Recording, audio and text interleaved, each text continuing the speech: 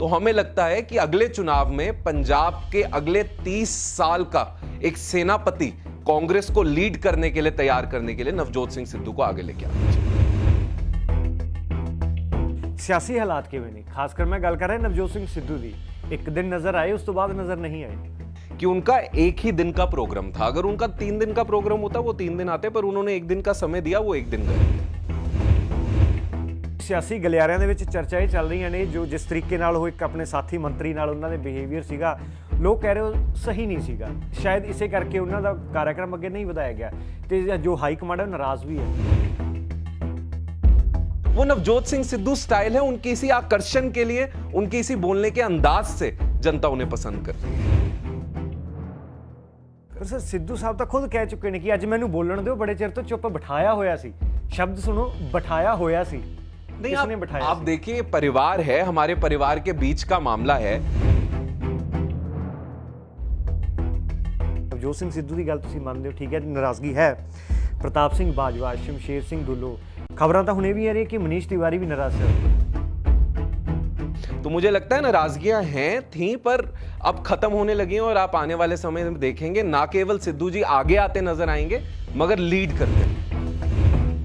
कहीं ना कहीं हमारे कद्दावर सीनियर नेतृत्व को आने वाली पीढ़ी के लिए अब जगह बनानी पड़ेगी, क्योंकि उनको यह समझना पड़ेगा कि आने वाले 20, 25, 30 साल लड़ने की कैपेसिटी उनकी उम्र उन्हें नहीं दे रही। और अगर कोई किसी नए नेतृत्व को आगे आने से रोक रहा है तो वो कांग्रेस का अच्छा सोचने वाला नहीं, बल्कि अपने पर्सनल इंटरेस्ट को कांग्रेस से ऊपर रखने वाला।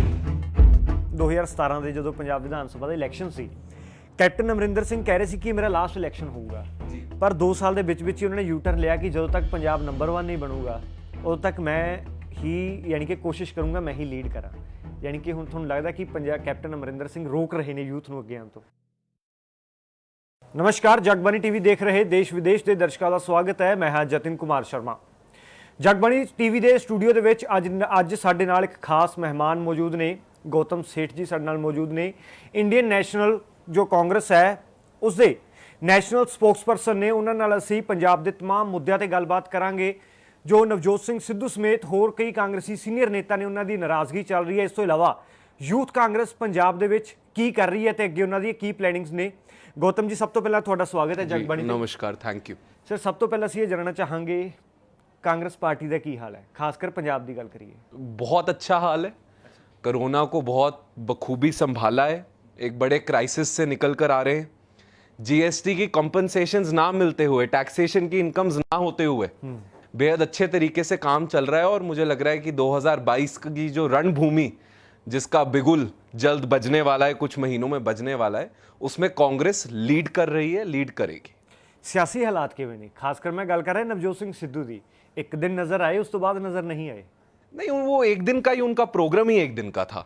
हमारे general secretary incharge Harish Rawat ji ने इस बात की क्लैरिफिकेशन दी कि उनका एक ही दिन का प्रोग्राम था। अगर उनका 3 दिन का प्रोग्राम होता वो 3 दिन आते, पर उन्होंने एक दिन का समय दिया, वो एक दिन गए। पर शायद एक दिन दे विच भी वो काफ़ी कुछ गड़बड़ कर गए काम, क्योंकि सियासी गलियारिਆਂ ਦੇ ਵਿੱਚ ਚਰਚਾएं ਚੱਲ ਰਹੀਆਂ ਨੇ ਜੋ ਜਿਸ ਤਰੀਕੇ ਨਾਲ ਉਹ ਇੱਕ ਆਪਣੇ ਸਾਥੀ ਮੰਤਰੀ ਨਾਲ ਉਹਨਾਂ ਦੇ ਬਿਹੇਵੀਅਰ ਸੀਗਾ, ਲੋਕ ਕਹਿ ਰਹੇ ਹੋ ਸਹੀ ਨਹੀਂ ਸੀਗਾ, ਸ਼ਾयद ਇਸੇ ਕਰਕੇ ਉਹਨਾਂ ਦਾ ਕਾਰਜਕ੍ਰਮ ਅੱਗੇ नहीं ਵਧਾਇਆ ਗਿਆ ਤੇ जो हाई कमांड है नाराज भी है। नहीं, मुझे लगता है ये बिल्कुल भ्रम फैलाने की राजनीति की जा रही है।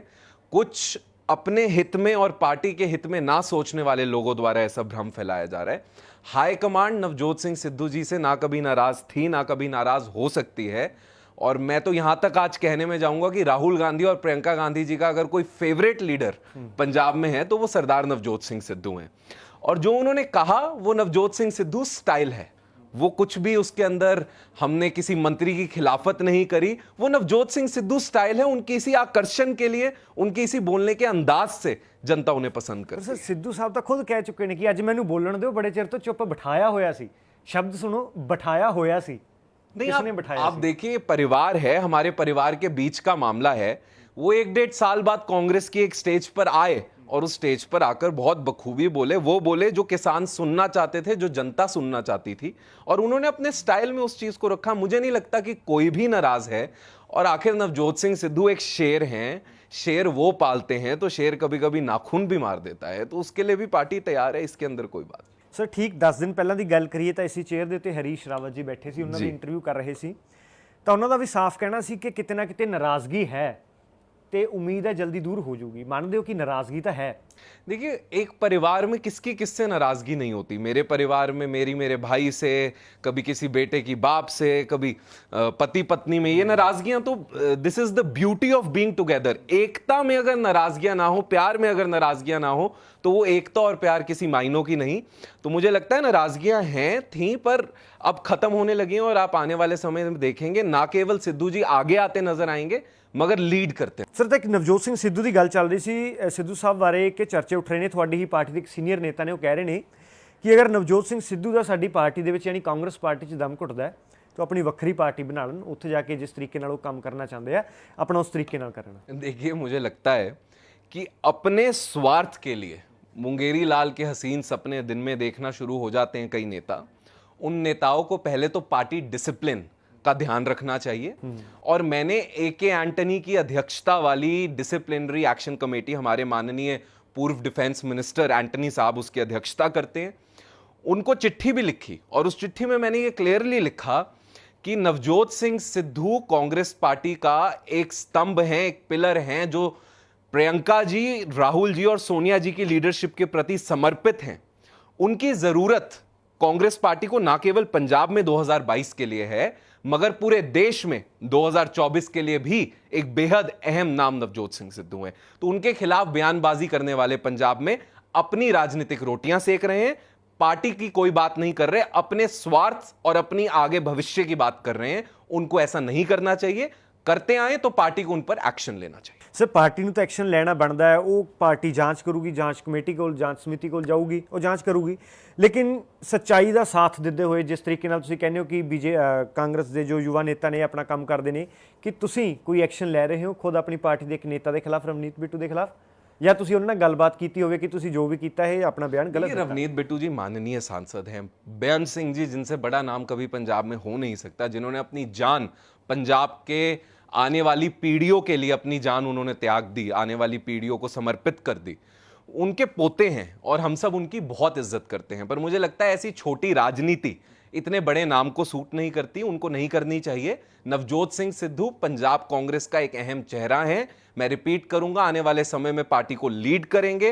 2022 में उनके बिना राह बहुत खटकती हुई और मुश्किल है, वो हैं तो राह आसान है, उस राह को मुश्किल बनाकर कांग्रेस पार्टी के खिलाफ और कांग्रेस पार्टी के फ्यूचर को खराब करने का काम चाहे वो बिट्टू जी हो, चाहे कोई भी हो, कोई भी नेता ना करे। यूथ कांग्रेस किस दे नाल तुरना पसंद करूगी, किस नूं अपना कैप्टन बनना चाहती है, नवजोत सिंह सिद्धू नूं या कैप्टन अमरिंदर सिंह नूं, या अगर एक चूज करना हो? कैप्टन अमरिंदर सिंह हमारे माननीय मुख्यमंत्री हैं, पहले भी मुख्यमंत्री रहे हैं, पार्टी के कद्दावर नेता हैं, वरिष्ठ नेता हैं, राजीव जी के करीबी रहे, सोनिया जी के करीबी हैं, उनकी हम बहुत इज्जत करते हैं। मगर आने वाले समय में माननीय प्रियंका गांधी जी, माननीय राहुल गांधी जी जिसके भी हाथ पंजाब की कमान देंगे, यूथ कांग्रेस नहीं, पूरी कांग्रेस, पूरा विधायकगण, पूरे संसदगण, सारे ऑफिस बेरर्स एक सुर में उस नेता के पीछे उसको सेनापति मान सेना बन के चलेंगे। पर सर नाराजगी एक अद्धे लीडर की चलती है, जो सारी ही सीनियर लीडरशिप नाराज हुए फिर की करोगे? नवजोत सिंह सिद्धू की गल तुसीं मानते हो, ठीक है नाराजगी है, प्रताप सिंह बाजवा, शमशेर सिंह दुल्लो, खबरां तो हुणे भी आ रही है कि मनीष तिवारी भी नाराज चल रहे हैं।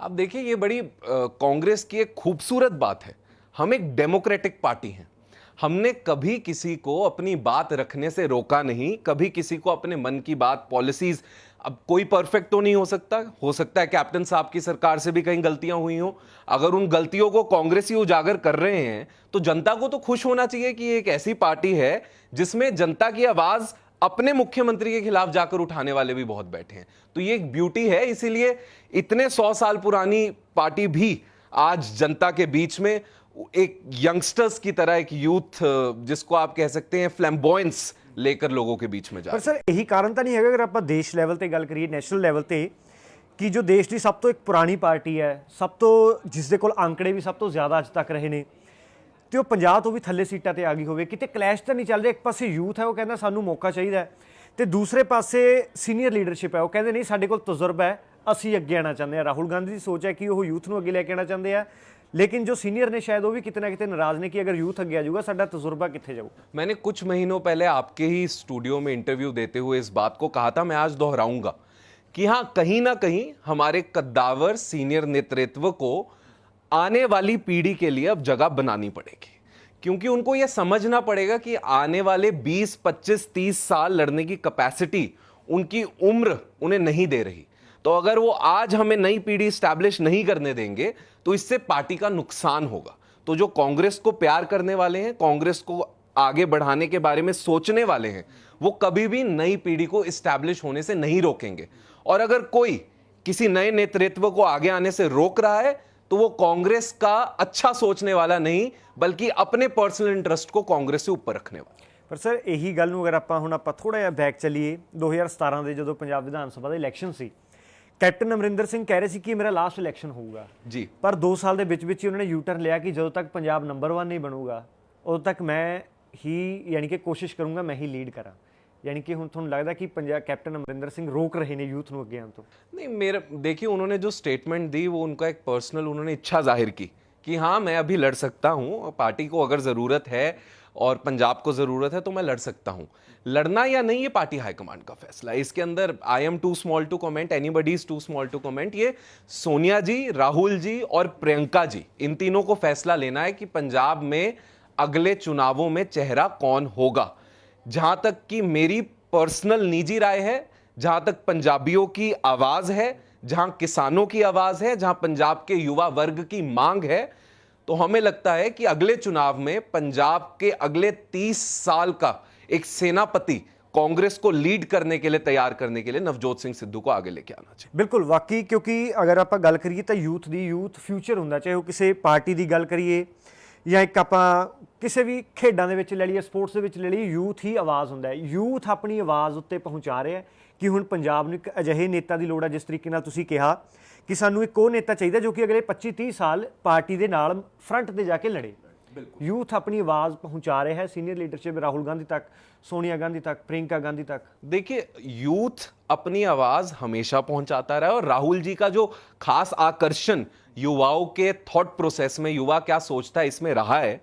तो राहुल जी हमेशा खुद ही युवाओं से, यहाँ हालांकि अभी हमारी भी मीटिंग यूथ कांग्रेस की ऑल इंडिया की, वो मैं देखता हूं हर 10-10 दिन बाद खुद 10-10, 20-20 अच्छे यंगस्टर्स, कांग्रेस पार्टी के अच्छे कद्दावर वर्कर्स को बुलाकर चर्चा करते हैं, पूछते हैं कि किस तरह पार्टी को आगे लेके जाया जाए। तो पार्टी में बहुत चर्चा होती है। ये जो एक भ्रम है कि हाईकमांड और वर्कर्स के बीच में तालमेल नहीं है, बल्कि जूम के आने से हम लोगों को बहुत बड़ी ब्लेसिंग मिली है कि हमारा तालमेल बेहद बढ़ गया है। किसानों के बारे हुण कांग्रेस पार्टी की सोचती है, उन्होंने की स्टैंड है? क्योंकि किसानों की एक मंग सी कि अगर राहुल गांधी इत्थे आ रहे हैं, पंजाब आ रहे हैं, तो साडे नाल धरने 'च बैठण।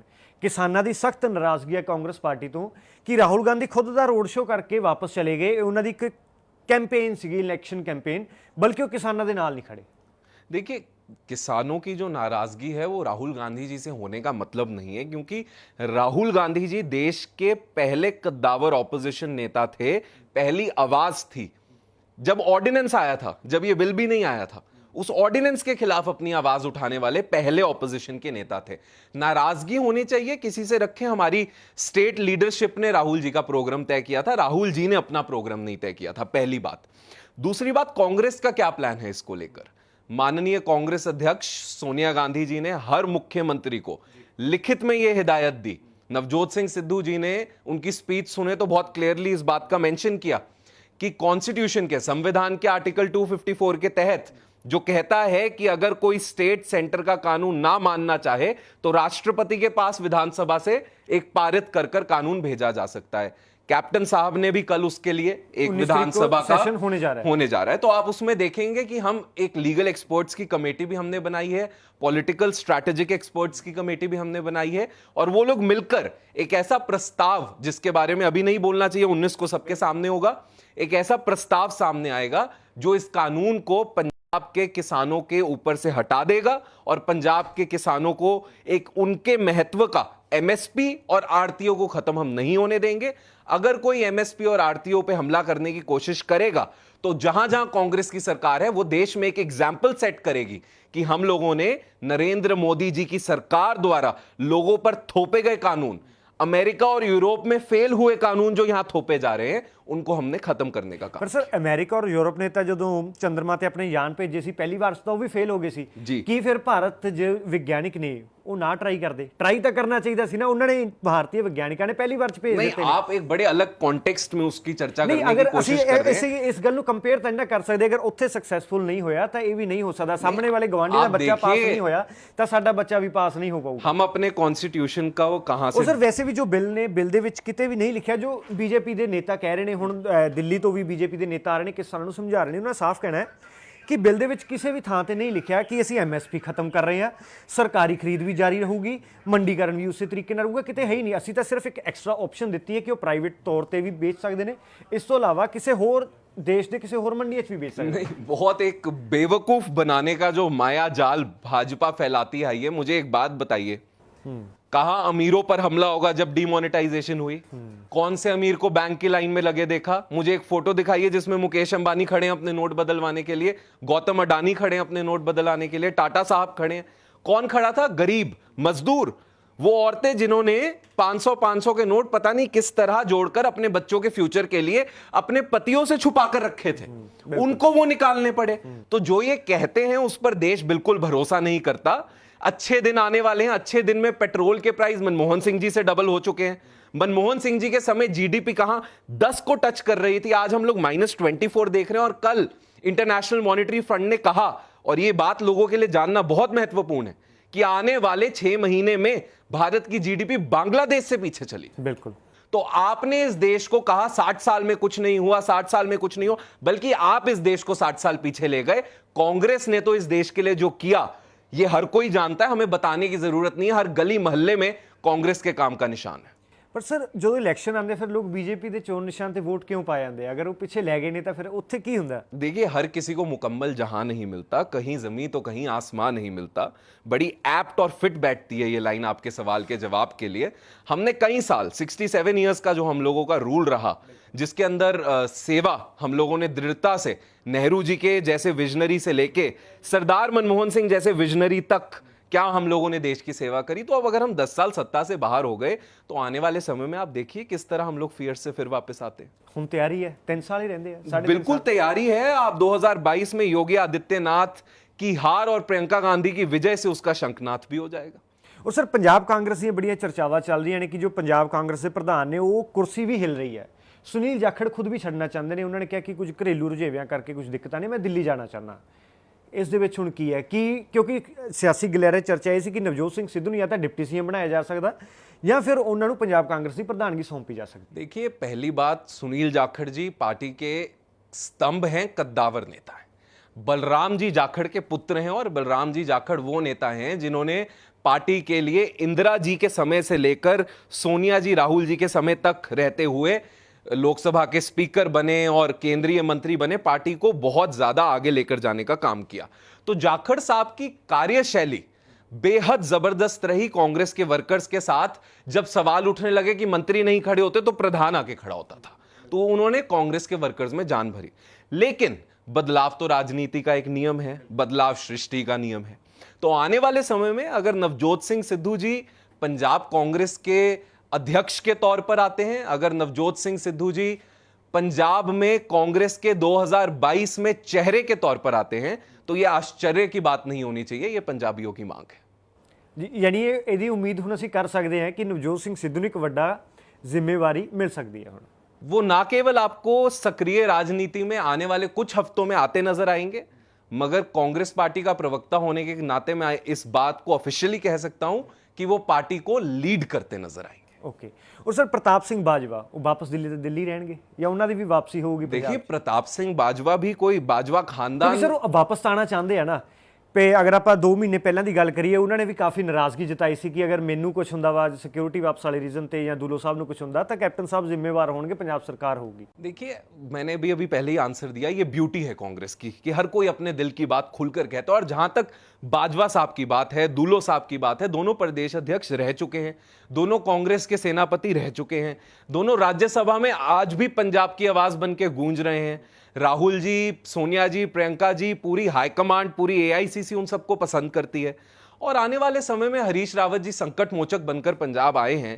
जितने संकट आपने मुझे गिनाए, तो उनका एक जवाब है हमारे संकट मोचक हरीश रावत जी, जो आ गए हैं और आप देखेंगे कि आने वाले कुछ हफ्तों में ही दिवाली से पहले आपको कांग्रेस का एकमात्र जनता के बीच चेहरा नजर आए। सर संकट मोचन ने जो ਹਰੀਸ਼ ਰਾਵਤ ਜੀ ਉਹਨਾਂ ਤੇ ਕੋਈ ਸੰਕਟ ਤਾਂ ਨਹੀਂ, ਕਿਉਂਕਿ ਉਹ ਤਾਂ ਉੱਤਰਾਖੰਡ ਦੇ ਵਿੱਚ ਖੁਦ ਸੀਐਮ ਦੇ ਕਚਹਿਰੇ ਨੇ, ਤੇ ਅਗਰ ਉਹਨਾਂ ਨੂੰ ਪੰਜਾਬ 'ਚ ਲੈ ਕੇ ਤੇ ਇਹ ਤਾਂ ਨਹੀਂ ਕੋਸ਼ਿਸ਼ ਹੈਗੀ ਕਿ ਉੱਤਰਾਖੰਡ ਦੇ ਵਿੱਚ ਕੋਈ ਹੋਰ ਕਾਂਗਰਸ ਪਾਰਟੀ ਆਪਣਾ ਨੇਤਾ ਖੜਾ ਕਰਨ ਦੀ ਸੋਚਦੀ ਹੋਵੇ? नहीं देखिए, ਤੇ ਉਹਨਾਂ ਨੂੰ ਪੰਜਾਬ ਭੇਜ वहां ਦਿੱਤਾ कौन सीएम कैंडिडेट होगा, कौन सीएम कैंडिडेट नहीं होगा, यहां कौन सीएम कैंडिडेट होगा 2022 में, पंजाब में कौन होगा कौन नहीं होगा, ये सब फैसले राहुल गांधी, प्रियंका गांधी और माननीय कांग्रेस अध्यक्ष सोनिया गांधी जी ही करेंगी।